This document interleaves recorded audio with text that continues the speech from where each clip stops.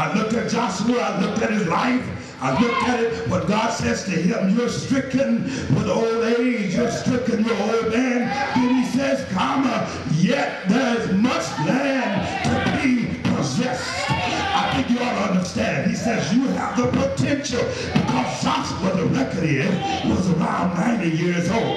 But just to be safe, between 80 and 100.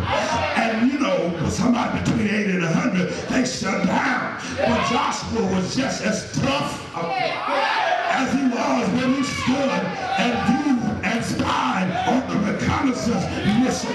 He had the same mindset and attitude that my attitude about the Almighty will exalt me to another altitude. So I got to move from the complaint window to the claim window and understand I can conquer anything.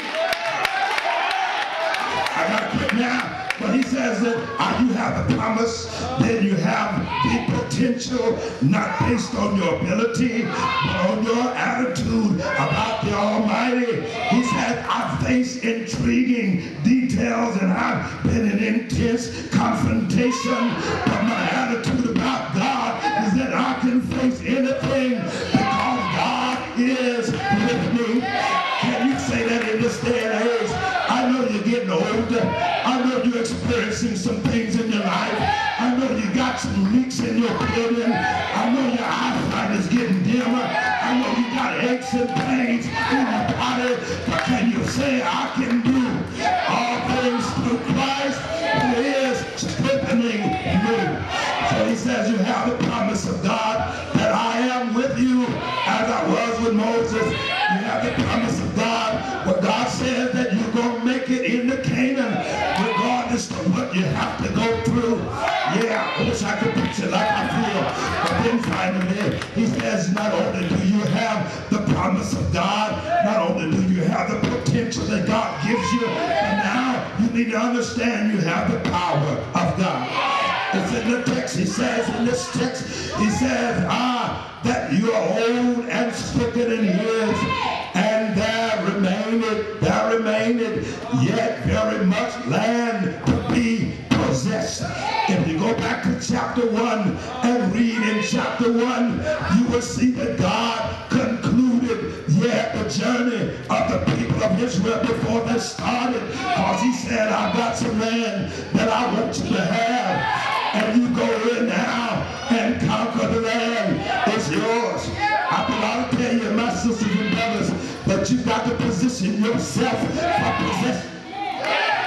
You've got to position yourself for possession. If you're in the right position, he'll supply you with the power to possess whatever it is that he says you can have. So in the text, what I see is Joshua says that I'm not worried about it because I've always relied on the power of God.